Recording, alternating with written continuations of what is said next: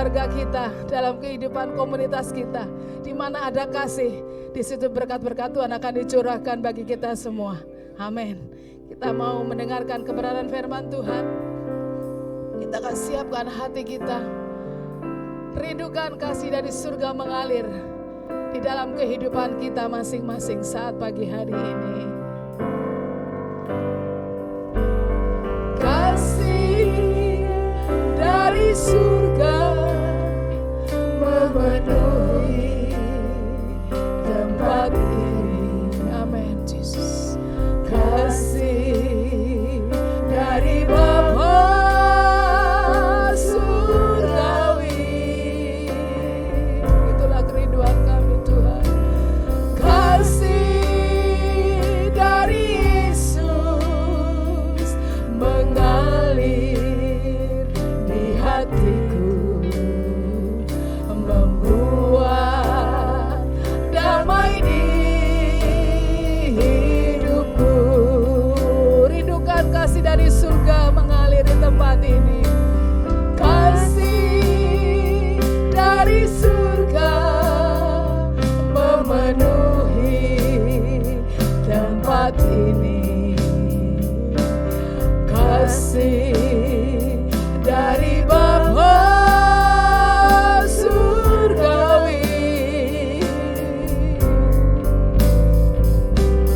kasih dari Yesus mengalir di hatiku, membuat damai di hidupku.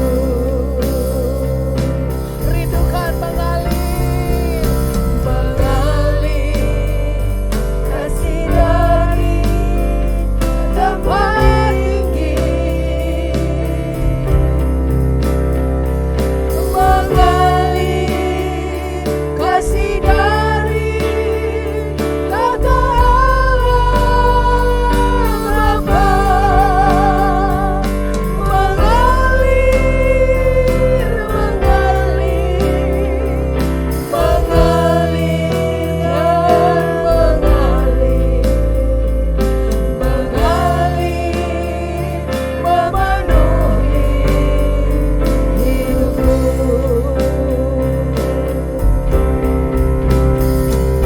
Mengalir kasih dari tempat tinggi, yes Tuhan.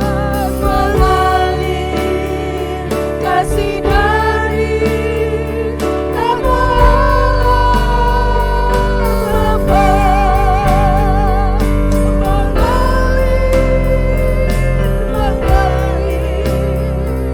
mengalir, mengalir dan mengalir,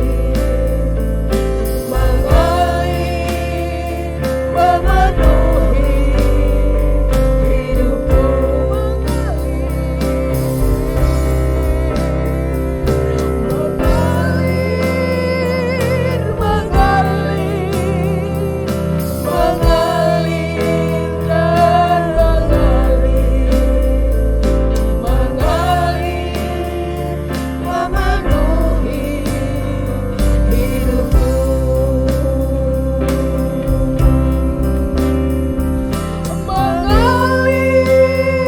Mengalir, mengalir, mengalir dan mengalir, memenuhi hidupku. Mengalir, mengalir, mengalir dan mengalir, memenuhi hidupku.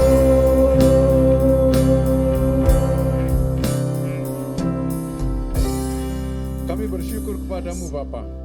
Kami ada di tempat ini sebagai anak-anak-Mu karena kasih-Mu saja. Karena Engkau mengasihi kami.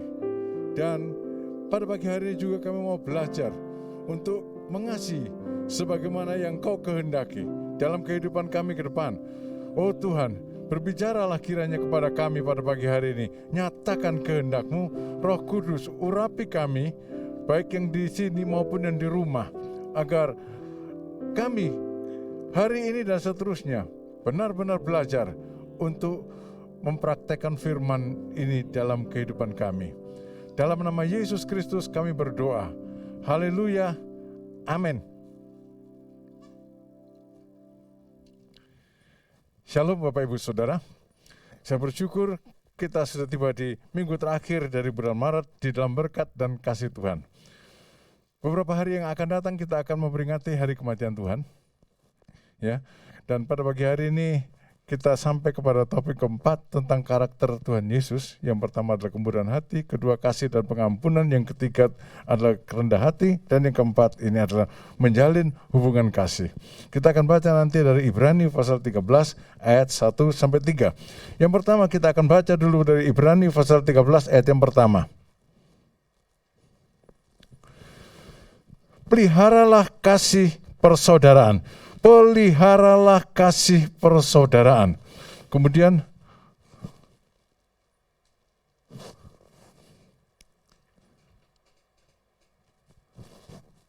slide sebelum ini. Satu slide sebelum ini. Ya, tadi satu, ya.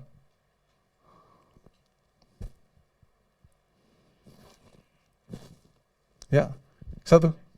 Maju satu, next. Ya. Aku memberikan perintah baru kepada kamu, yaitu supaya kamu saling mengasihi sama seperti aku telah mengasihi kamu.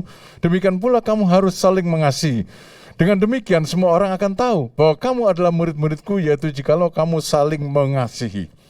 Saudara, penulis surat Ibrani bilang, peliharalah kasih persaudaraan. Ini adalah satu perintah berdasarkan apa yang Tuhan Yesus katakan, perintah yang Tuhan Yesus katakan kepada murid-muridnya. Supaya kamu saling mengasihi, dunia akan tahu bahwa kamu adalah murid-muridku kalau kamu saling mengasihi. Ya, jadi kalau kita saling mengasihi, dunia akan mengenal kita, bahwa kita ini adalah orang-orang Kristen. Saudara, itu yang dikehendaki Tuhan, bukan dunia kenal kita orang Kristen, wong ribut aja itu orang Kristen. Tidak, saudara. Kita harus menunjukkan kasih, mempraktekkan kasih persaudaraan. Karena itu perintah terakhir dari Tuhan Yesus kepada murid-muridnya. Saudara, memang mudah untuk mengasihi orang yang baru kita kenal. Kita sambut, ya.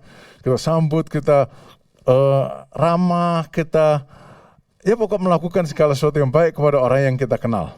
Mudah untuk mengasihi pasangan yang masih pengantin baru.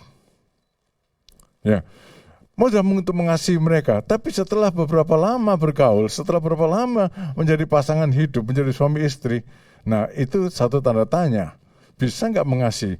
Bisakah kita mengasihi saudara yang menjengkelkan, yang setiap kali ketemu bikin masalah, bikin gosip? Bisa nggak kita mengasihi dia, orang yang gitu ya, rasanya nggak cocok dengan kepribadian kita? Atau gini, suami istri, bisa nggak mereka saling mengasihi setelah 3, 4, 5 bulan menikah atau setelah 1, 2, 3 tahun menikah? Soalnya gini, setelah menikah kan mulai kelihatan, waduh suami saya ini menjengkelkan, istri saya ini menjengkelkan gitu. Bisa nggak mengasihi? Dulu kalau suaminya ngomong, sebelum jadi suami kalau ngomongnya kayak gitu, dia bilang, wah saya punya pacar itu tegas kalau ngomong, tegas. Yang suaminya juga bilang, sekarang jadi bilang bekas pacarnya ini, yang sekarang jadi istrinya bilang, iya istri saya itu kalau ngomong manis katanya. Banyak ngomong manis. Tapi setelah jadi istri, saudara, setelah jadi suami kan lain. Suaminya ngomong dengan nada yang sama bilang kasar gitu. Istrinya ngomong dengan cara yang sama, cerewet sih gitu.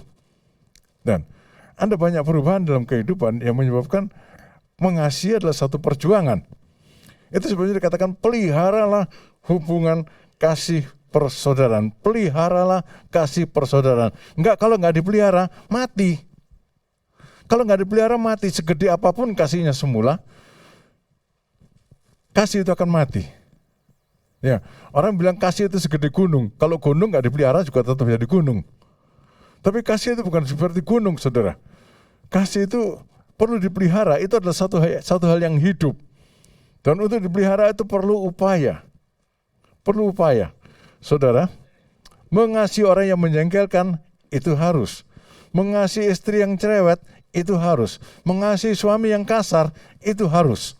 Karena Tuhan yang memerintahkan. Kalau Tuhan tidak memerintahkan, itu sih fakultatif aja. Terserah saja. Tapi Tuhan yang memerintahkan. Slide berikutnya. Saudara, Tuhan Yesus bilang tadi, supaya kita mengasihi seperti aku telah mengasihi kamu. Sama seperti aku telah mengasihi kamu.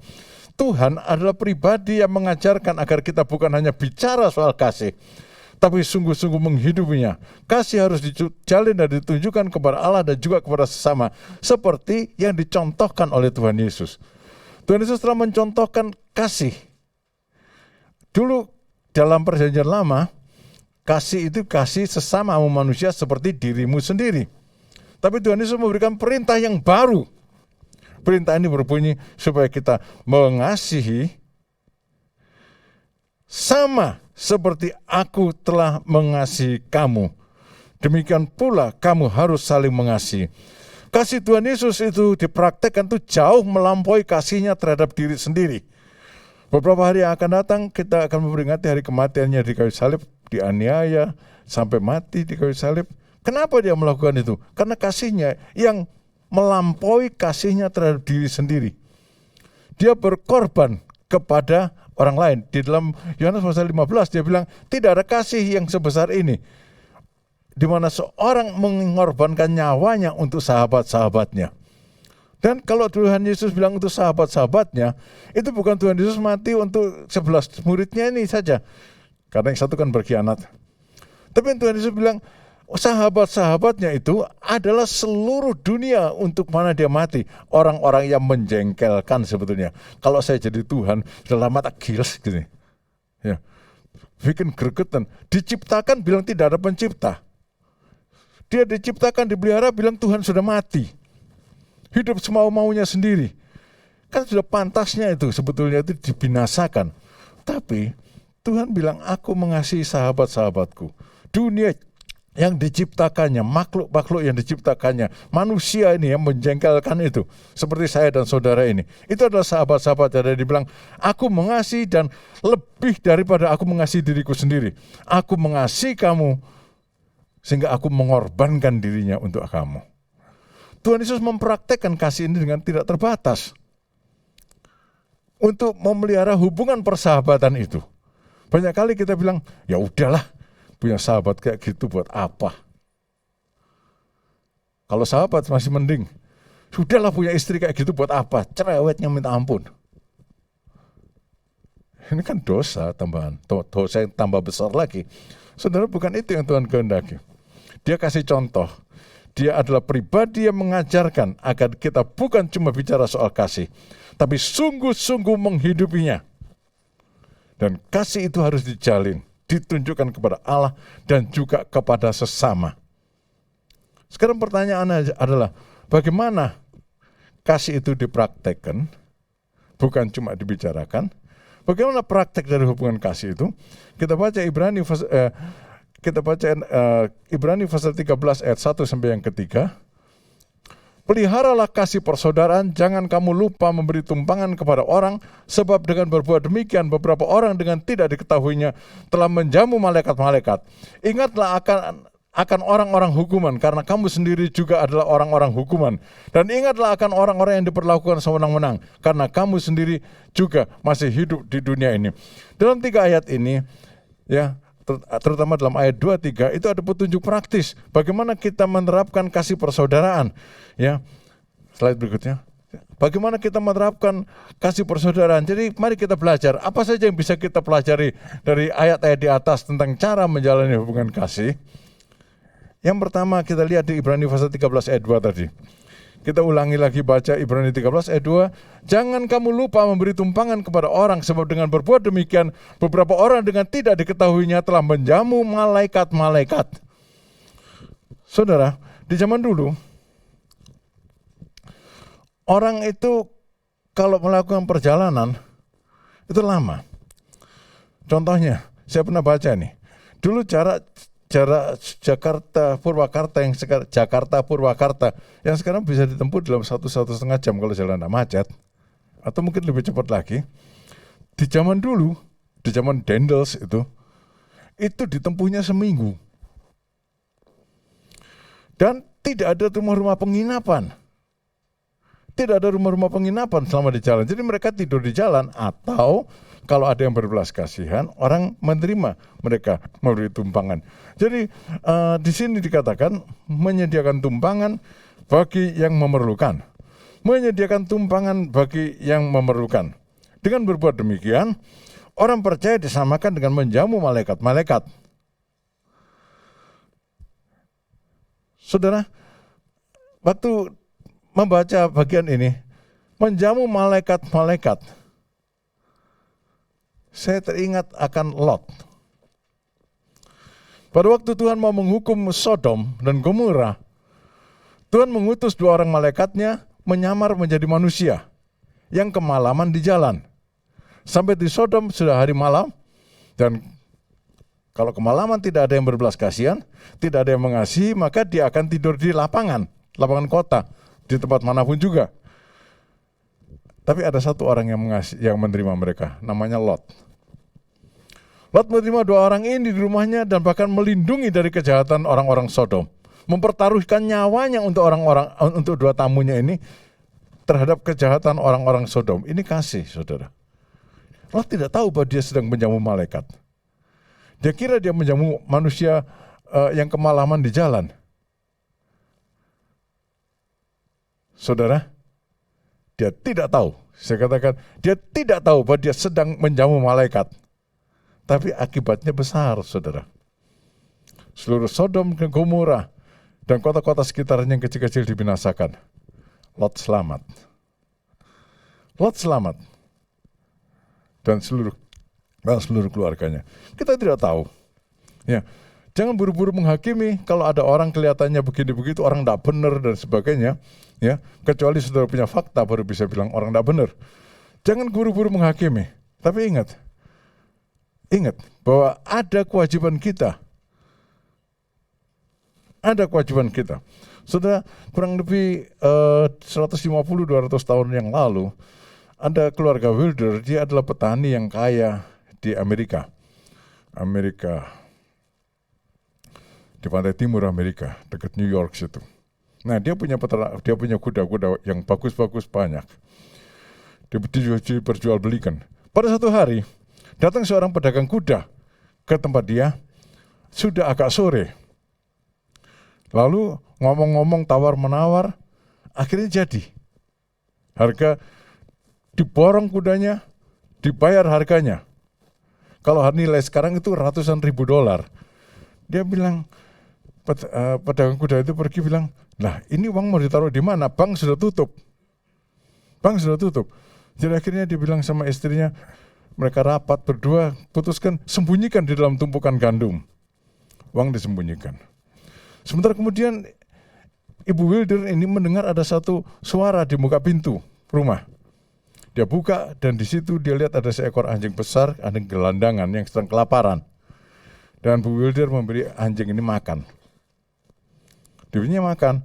Dan setelah anjing ini makan, anjing ini tidak mau pergi. Dia tidur di muka pintu rumah itu. Bu Wilder lihat begitu, dibiarkan saja, anjing gelandangan. Dibiarkan saja tidur di muka rumah itu. Dan mereka malam itu tidur dengan gelisah, memikirkan uang ratusan ribu dolar. Kalau uang sekarang disimpan di rumah. Dan tiba-tiba mereka mendengar bahwa anjing itu menggeram-geram di muka begitu. Mereka mendengar ada anjing menggeram-geram. Dan kemudian, beberapa waktu kemudian, mereka mendengar langkah kaki orang lari. Mereka tidak berani keluar, mereka tetap tinggal di dalam. Dan besok paginya, mereka keluar dan lihat anjing itu sudah tidak ada. Dan katanya anjing itu tidak pernah kembali lagi di situ. Tapi pada waktu mereka melihat sekeliling rumahnya, mereka melihat jejak-jejak kaki orang. Saudara paham? Ya? Saudara paham ilustrasi ini? Ini kejadian benar. Dia melihat ada jejak-jejak kaki orang. Kalau saja Bu Wilder tidak kasar terhadap anjing ini, malam itu dia akan dirampok atau bisa dibunuh. Dengan berbuat demikian, kadang-kadang orang tidak tahu bahwa yang dijamunya adalah malaikat. Jangan bertindak kasar terhadap orang yang kelihatannya memerlukan bantuan. Kalau tidak bisa membantu, jangan bantu. tapi jangan menghakimi. Saya ulangi lagi, jangan menghakimi. Kecuali saudara memang punya bukti bahwa orang itu memang orang tidak benar. Kemudian saudara, jadi terus di masa lalu, tumpangan bisa diberikan kepada mereka yang sedang ada dalam perjalanan. Bisa juga untuk mereka yang belum memiliki tempat tinggal. Seperti cerita-cerita tadi, memang itu prakteknya seperti itu. Tapi zaman kan sudah berubah. Sekarang orang kemalaman di jalan, banyak hotel. Dan jarak antara kota ke kota di Jawa dekat sekali. Sampai di kecamatan-kecamatan ada losmen. Sehingga orang yang kemalaman di jalan pada umumnya tidak memerlukan tempat pertolongan untuk tempat menumpang. Jadi bagaimana prakteknya dalam situasi sekarang? Saudara, praktek secara fisiknya mungkin sulit kita lakukan sekarang. Tapi secara prinsipnya bisa kita praktekkan sekarang. Ya, secara prinsip, praktek kasih ini secara dalam prinsipnya bisa kita lakukan sekarang. Misalnya, ada satu orang yang saya cerita saja daripada nanti dianggap cuma ngomong, tapi juga bukan pamer. Satu pagi ada orang datang di rumah, dia ngakunya pendeta dari kota apa gitu. Nah, saya datang tadi malam jam 1 malam katanya, dan saya duduk-duduk aja di depan sama tukang-tukang becak di situ katanya. Oke, saya bilang saya tidak kenal dia. Jadi setelah dia ngomong, saya tanya, lupa saya tanya atau tidak pada waktu itu. Pokoknya akhirnya saya ambil keputusan, ya sudah. Kalau gitu untuk malam ini, saya akan bayari hotel untuk dia. Saya bawa dia ke tempat penginapan, saya bayar lunas, saya kasih dia uang untuk makan hari itu dan ongkos perjalanan pulang. Mungkin itu prakteknya di hari ini, di hari-hari seperti ini. Kita bisa melakukannya tanpa mempertanyakan dia, ini benar pendeta, nanti ngakali. Ya, memang untuk tinggal di rumah juga tidak ada tempat juga. Ada Hana, ada Jerry ya. Jadi bisa kita lakukan. Atau membayari kontrak karena dia tidak punya tempat tinggal. Tapi tergantung ada duitnya enggak gitu ya.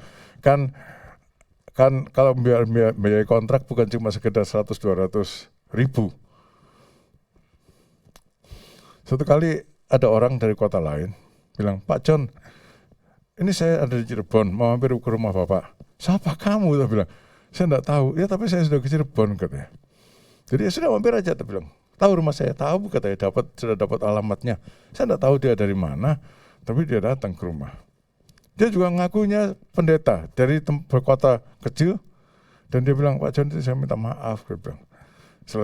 Setelah dia cerita latar belakang dia, dan saya enggak cross check karena mau cross check dari mana. Saya cuma dengar dan berdoa saja. Lalu dia bilang gini, Pak John, saya itu kontrak rumah itu habis. Rumah itu saya pakai untuk gereja, katanya.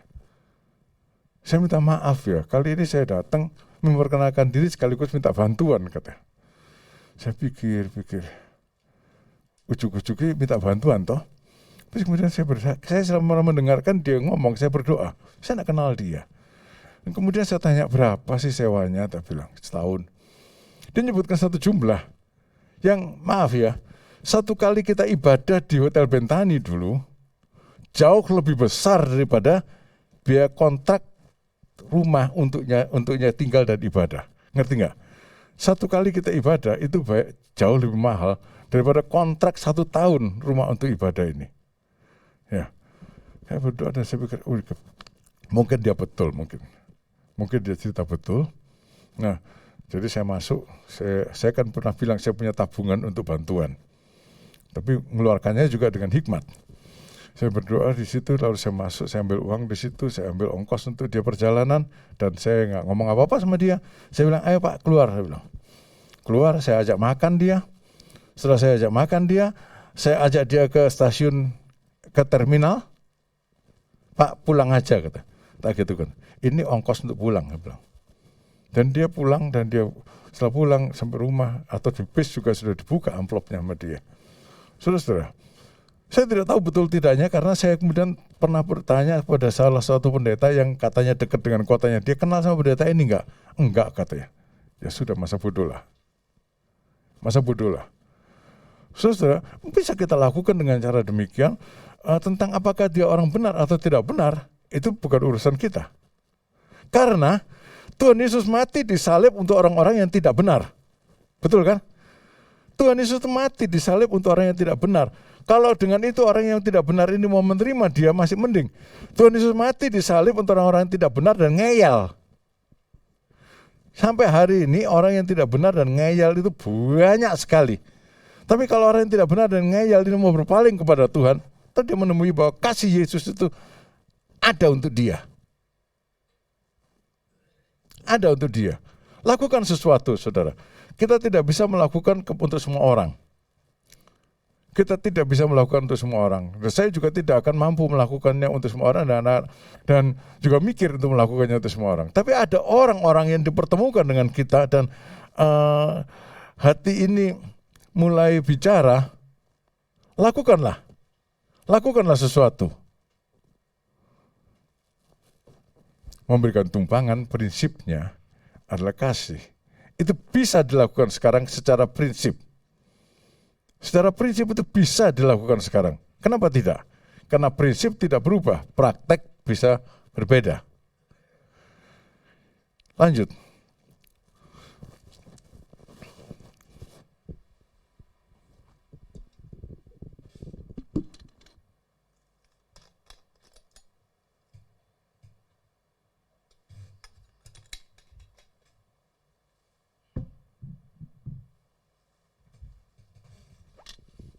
Memahami orang-orang yang terikat dosa.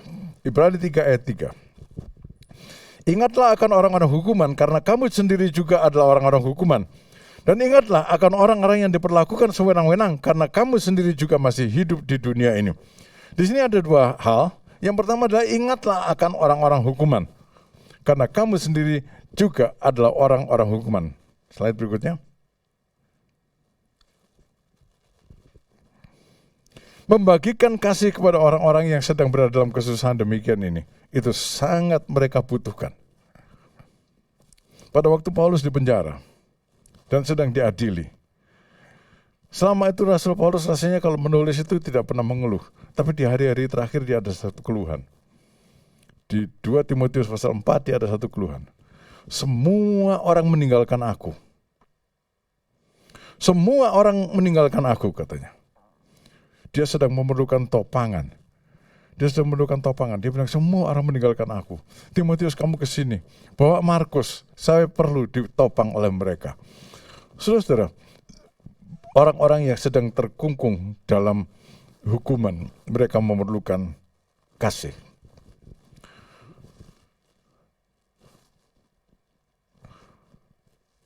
Ya.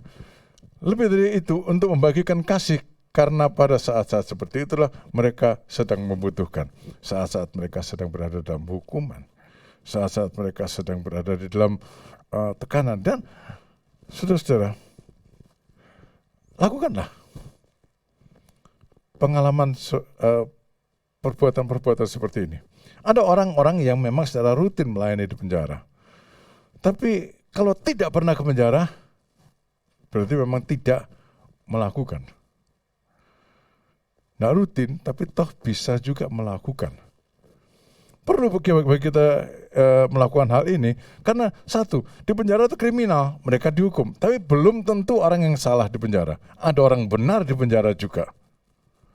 Ya, ada orang yang benar masuk penjara. Dan mereka memerlukan topangan kita. Dulu, kalau sekarang saya sudah nggak pernah. Terakhir saya melakukan kunjungan ke penjara tahun 2009 atau 2010 begitu.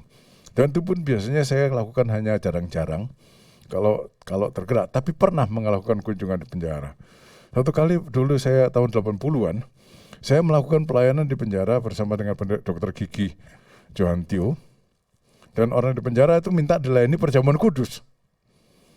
Sipirnya bilang, ya sudah nggak apa-apa. Jadi kita tetapkan satu hari di mana mereka perjamuan kudus. Saya layani. Tapi begitu selesai pelayanan perjamuan kudus, mereka itu tahu, saudara, rebutan apa? Rebutan sisa anggur yang ada dalam botol. Ya ampun, saya bilang. Jadi mereka bilang mau perjamuan kudus itu cuma bohong-bohongan aja. Yang mau direbut sama mereka itu sisa anggur yang ada di botol. Dulu kan kalau pakai botol itu cap orang tua itu. Ya, cap orang tua itu. Jadi sisanya banyak. Untung sipirnya sigap. Langsung anggurnya sama dia diambil. Tapi saudara-saudara, tetap lakukanlah. Tetap lakukanlah. Kalaupun tidak secara rutin, tapi tetap pernah melakukan kunjungan kepada mereka. Mereka butuh penghiburan. Mereka butuh firman. Mereka butuh bantuan. Apalagi kalau di penjara karena tidak bersalah. Ada, kunjungan saya terakhir di penjara adalah mengunjungi orang yang tidak bersalah. Tapi memang tetap harus di penjara juga karena di mana-mana orang itu berlaku sistem Pilatus. Untuk menenangkan massa, kadang orang yang tidak bersalah perlu dikorbankan. Sampai di mana-mana. Di mana-mana sistem Pilatus itu berlaku. Dan ini kita mau masuk Paskah, pas ya. Jadi di penjara itu ada orang-orang yang tidak bersalah juga. Kunjungilah. Kalaupun tidak rutin, harus pernah melakukan kunjungan ke penjara. Harus pernah melakukan kunjungan ke penjara untuk melayani mereka. Lanjut. Prinsip yang selanjutnya dalam Ibrani pasal 13 ayat yang ketiga itu adalah mengunjungi mereka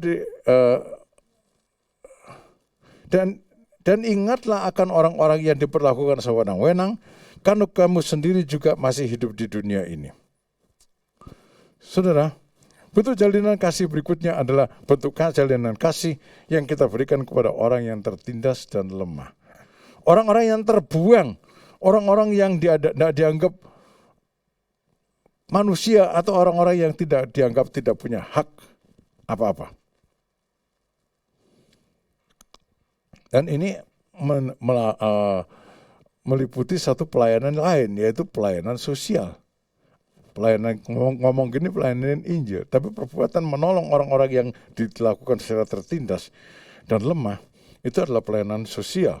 Bukan hanya membangun pelayanan spiritual semata. Harus ada tindakan yang sama. Harus ada keseimbangan. Kalau kita cuma melakukan pelayanan spiritual, tidak bedanya dengan orang Farisi. Cuma pinter ngomong tok, nggak ngelakoni. Tapi kalau kita melakukan pelayanan sosial, kasih semata-mata, bagi-bagi makanan di pinggir jalan dan sebagainya, itu bagus. Tapi cuma itu semata, nggak bedanya dengan dinas sosial. Nggak bedanya dengan dinas sosial.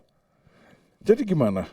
Ya lakukanlah dengan jelas. Kita melakukan karena imanku, karena kasihku kepada kamu, karena aku menginginkan bukan cuma kamu dapat makanan ini, tapi kamu diselamatkan jiwamu.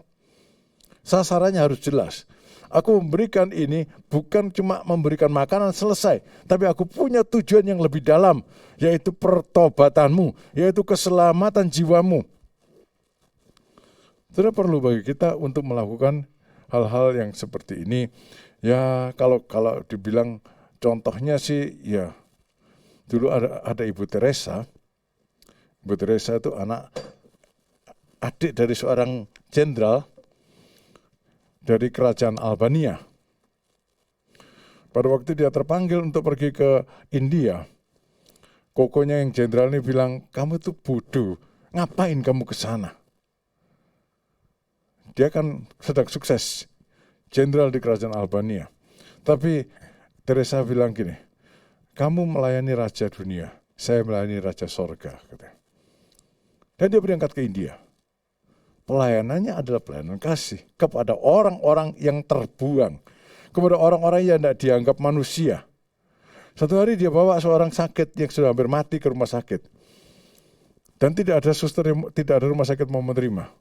Jadi dia datang ke rumah sakit, satu rumah sakit, dia bawa orang itu ditolak dan dia duduk di situ terus. Dia duduk di situ terus sampai akhirnya rumah sakit itu mau menerima orang yang sedang sekarat ini. Saudara, tapi dia tidak cuma sekedar berbuat ini, dinas sosial seperti ini, tapi dia juga membawa Kristus dalam misinya. Saudara-saudara, kita perlu melakukan pelayanan-pelayanan begini.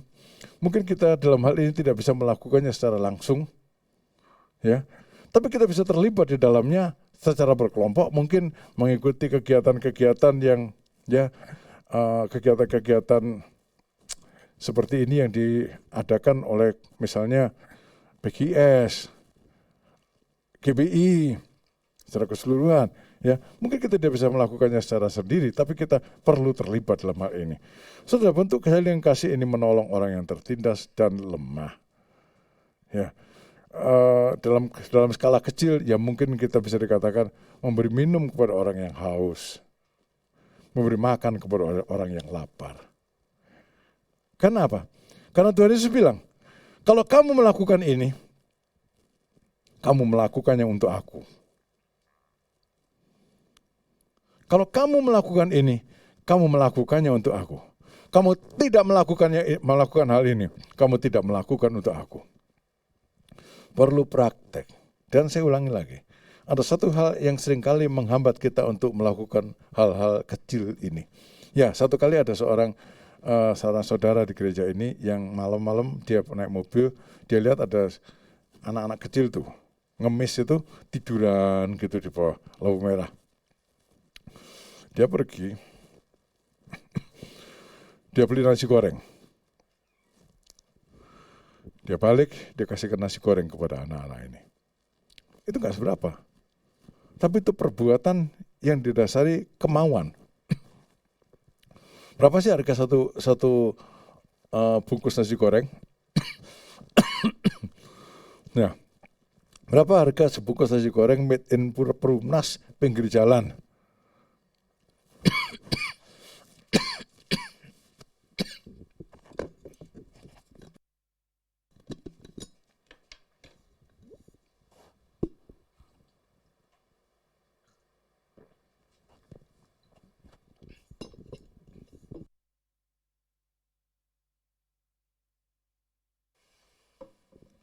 Dia cerita, saya bawa nasi goreng itu berapa bungkus, dan mereka keroyokan makan nasi goreng.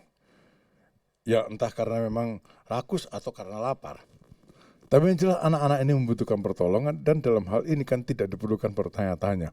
Orang benar, orang tidak benar, gitu ya. Ya, begitulah.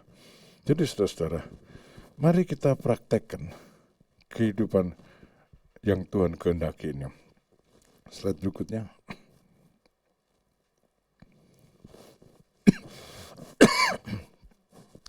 Kehidupan rohani yang makin dalam dan dewasa akan tampak dari pelaksanaan tanggung jawab untuk menjadi berkat bagi yang memerlukannya. Ya, kehidupan rohani yang makin dalam dan dewasa akan tampak dari pelaksanaan tanggung jawab untuk menjadi berkat bagi yang memerlukannya. Tidak pernah menjadi berkat bagi orang-orang yang memerlukan. Itu fakta bahwa dia tidak bertumbuh. Makin dia menjadi berkat, makin banyak dia menjadi berkat bagi orang-orang yang membutuhkan. Itu adalah petunjuk bahwa dia sedang bertumbuh di dalam Tuhan. Mari saudara-saudara, menjelang Paskah ini, di mana kita menjadi orang yang sangat menikmati akan kasih Tuhan. Kita juga ambil komitmen, bikin rencana. Hari ini kesanakan, mulai hari ini, saya akan buat sesuatu. Saya akan lakukan sesuatu untuk memelihara hubungan kasih, ya, terhadap keluarga, terhadap sesama jemaat, terhadap orang yang tidak kita kenal. Ya, terhadap keluarga perlu saya garis bawahi karena ada suami yang mengeluh di Facebook, istri, masa saya itu kasih 200.000 seminggu dikasih makannya tempe tahu saja. Berani mengeluh di Facebook kayak gitu. Ini kan suami yang tidak melaksanakan kasih sama sekali di keluarga. 200.000 seminggu mau minta makan apa? Kalau saya jadi istri tak kasih makan kerikil sama saya. Saudara, praktekkan toh. Mulai sekarang bikin rencana. Jangan jauh-jauh di keluarga dulu.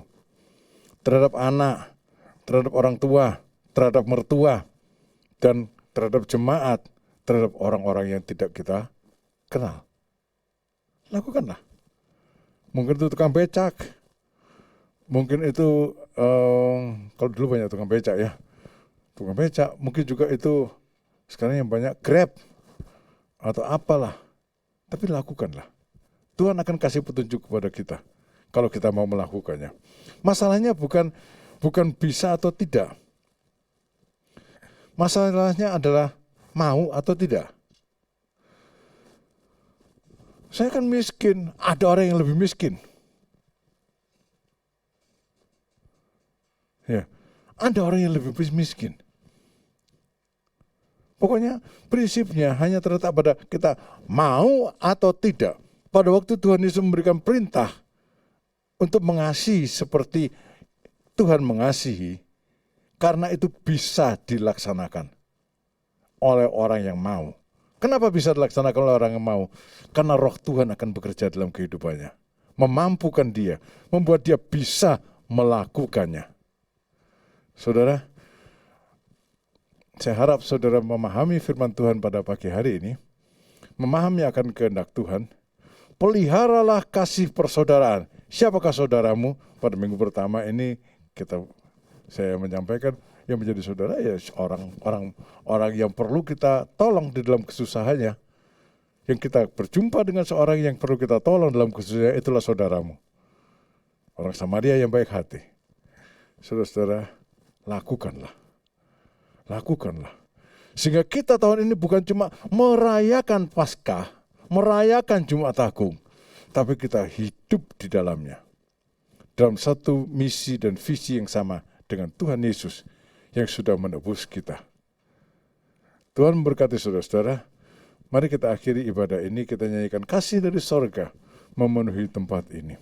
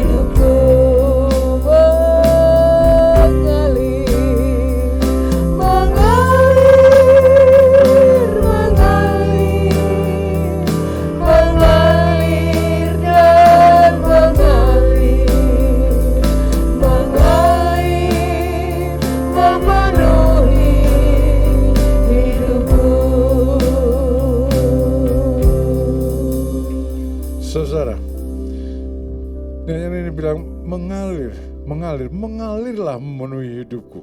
Ini adalah satu permohonan, ini adalah satu permintaan supaya kasih Allah itu mengalir di dalam kehidupan kita karena kita mau mempraktekkan kasih-Nya. Mari saudara berdoalah, katakan sekali lagi lagu ini sebagai satu doa, mengalir kasih dari tempat tinggi, mengalir memenuhi kehidupanku. Kita nyanyikan sekali saudara, minta supaya kasih Allah mengalir di dalam kehidupan dan melalui kehidupan kita yang mau. Mengalir kasih dari tempat tinggi, mengalir kasih dari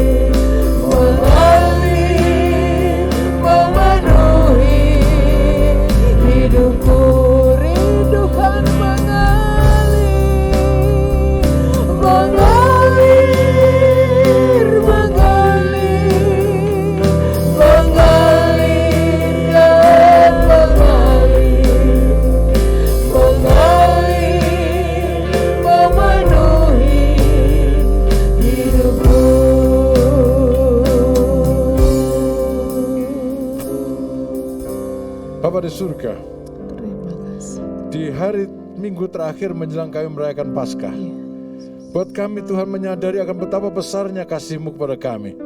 Engkau mengasihi kami yang tidak layak dikasihi.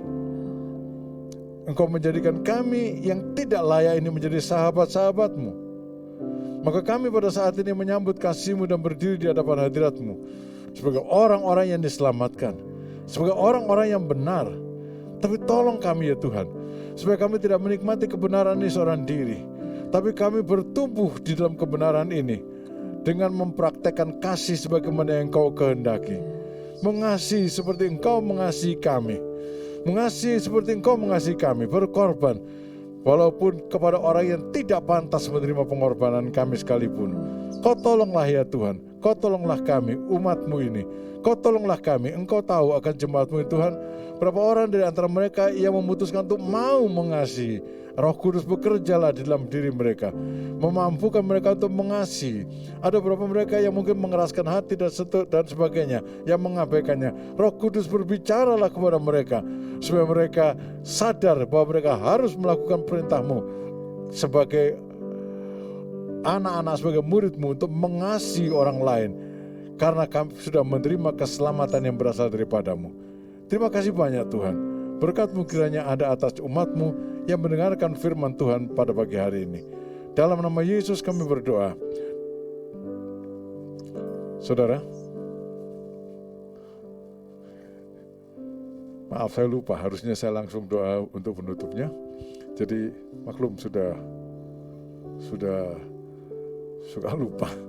Jadi nanti pada hari Jumat ada baptisan air. Tapi karena situasi COVID ini, tolong jangan diantar. Yang baptis saja sendiri, yang lainnya tidak usah datang, ya. Yang lainnya tidak usah datang. Yang baptis sendiri. Pada tanggal 2 itu jangan lupa yang baptis bawa pakaian ganti, bawa nanti Pak Pur lebih ingat lah, ya. Yang jelas harus pakai pakaian ganti ya. Jam hadir dalam ibadah pagi di sini, sudah itu berangkat ke tempat mana kita saudara dibaptis. Ya, mari kita akhiri ibadah kita ini dalam doa. Kami berterima kasih Tuhan untuk pimpinan Tuhan dalam ibadah kami dari awal sampai akhir. Kami berdoa buat beberapa saudara kami yang dibaptis, memutuskan untuk dibaptis pada tanggal 2 yang akan datang. Kau berbicara kepada kiranya ya Tuhan saudara-saudara ini, supaya mereka mengingat akan pengarang prabaptisan yang mereka dengar selama beberapa hari, dan mereka Tuhan melakukannya. Mereka masuk dalam baptisan air sebagai seorang yang memang beriman diperbaharui dalam Tuhan. Kau berkati saudara-saudara kami yang berulang tahun pada hari ini, pada minggu ini. Tuhan, arahkan wajah-Mu kepada mereka, buka jalan bagi mereka, tuntun mereka di jalan-Mu, dalam kebenaran-Mu, dan dalam kehidupan-Mu. Kami juga berdoa ya Tuhan, bagi jemaat-Mu yang memberikan persembahannya ke gereja ini, baik yang dibawa di tempat ini maupun yang mereka transfer ke nomor rekening kami. Tuhan, berkati akan saudara-saudara ini, karena mereka telah mau menyebabkan seluruh biaya-biaya yang diperlukan bagi pelayanan bisa berlangsung dengan baik, bisa dipenuhi, dan pelayanan bisa berlangsung dengan baik. Kami berterima kasih untuk kasih setia-Mu dalam kehidupan kami. Tuhan, kami berterima kasih. Dan berkati akan hamba-hamba-Mu yang melayani pada pagi hari ini. Tuhan, kiranya sebagaimana mereka menyediakan waktunya, memberikan waktunya untuk melayani-Mu, memberkati jemaat, Tuhan juga memberkati mereka. Kalau mereka berdoa, dengarkanlah kiranya doa mereka Tuhan. Jawablah doa-doa mereka. Terima kasih banyak Tuhan. Terima kasih. Kali lagi kami bersyukur untuk ibadah pada pagi hari ini. Dan pada akhirnya saudara-saudara, terimalah berkat serta pelindungan dari Allah Bapa. Damai sejahtera dari Tuhan Yesus Kristus, damai sejahteranya yang melampaui sekalian akal, mengawali kehidupan saudara dari saat ini dan seterusnya. Dan persekutuan dalam Roh Kudus mempersatukan kita semuanya, pribadi demi pribadi, keluarga demi keluarga, sampai Tuhan Yesus datang yang kedua kalinya. Amin.